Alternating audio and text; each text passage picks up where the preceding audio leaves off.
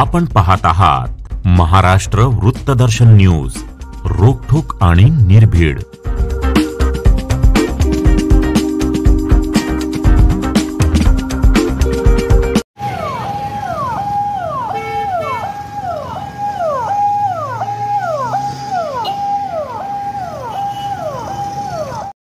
सांगली शहरात एका महाविद्यालयीन युवतीवर कोयत्याने हल्ला झाला आहे। प्रांजल काळे असे तिचे नाव असून ती नेहमीप्रमाणे कॉलेजला आली। त्यावेळी तिचा पती संग्राम शिंदेने कोयत्याने हातावर वार करून प्रांजलला गंभीर जखमी केले। रक्ताच्या थरळीत पडलेल्या तरुणीला नागरिकांनी सांगलीच्या सिव्हिल हॉस्पिटलमध्ये दाखल केले। प्रांजल काळे आणि संग्राम शिंदे यांचा काही महिन्यांपूर्वी प्रेमविवाह झाला होता। त्यानंतर दोघांमध्ये वाद सुरू होते। काही महिन्यांपासून पती पत्नी विभक्त राहत होते। प्रांजल काळे ही माहेरी राहत होती। पती संग्राम त्रास देत असल्याने संग्राम विरुद्ध पत्नी प्रांजल काळे तासगाव पोलीस ठाण्यात गुन्हा दाखल केला होता। आज ती सकाळी सांगली शहरात जीए कॉलेजला आली असता कॉलेजसमोरच हा प्रकार घडला आहे। या घटनेची माहिती मिळताच पोलीस घटनास्थळावर दाखल झाले असून या घटनेचा पोलीस तपास करीत आहेत आणि हल्लेखोराचा शोध पोलीस घेत आहेत। गंभीर जखमी असलेल्या या तरुणीला सांगलीच्या शासकीय रुग्णालयातून एका खासगी रुग्णालयात पुढील उपचारासाठी हलवण्यात आले आहे। मी कॉलेजला चालले होते, बसमधून उतरले आणि त्या नवऱ्याने अडवलं मला। एक 10-15 मिनिट बोलत होता, कन्व्हिन्स करत होता परत जाण्यासाठी त्याच्यासोबत।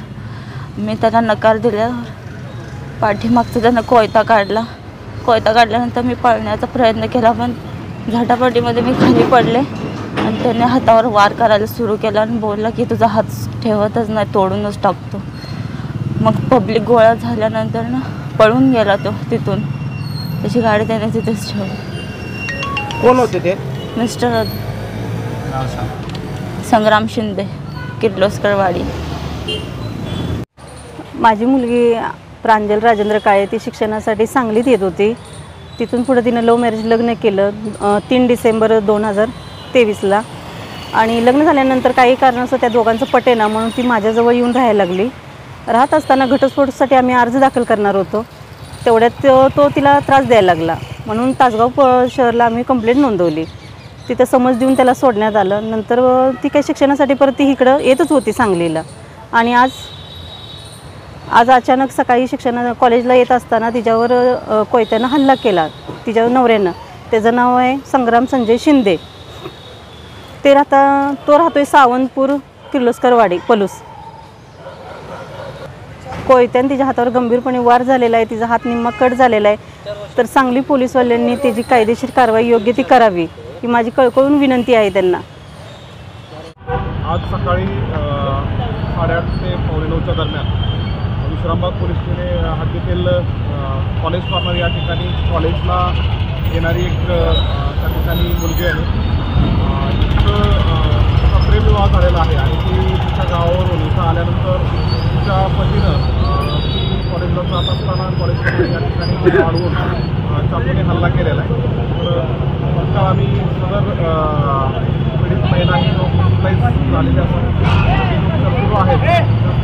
आरोपीला ताब्यात घेण्याकरता त्या ठिकाणी रवाना करण्यात आलेला आहे। ठीक आहे, मधला हा वाद असून त्या ठिकाणी आणखी सखोल तपासामध्ये नेमकं मारहाण करण्याचं आणि या हल्ला करण्याचं कारण काय ते समजून येईल। याबाबत फिर्याद दिली आहे संबंधित पीडितीने? नाही, सदर पीडित मुलीची आई त्या ठिकाणी फिर्याद देण्यासाठी आलेली आहे। फिर्याद देण्याचं काम सुरू आहे। तपासाबाबत काय पुढं? तपासाकरता आम्ही एक पथक त्या ठिकाणी रवाना केलेलं असून तत्काळ आरोपी ताब्यात घेत आहोत।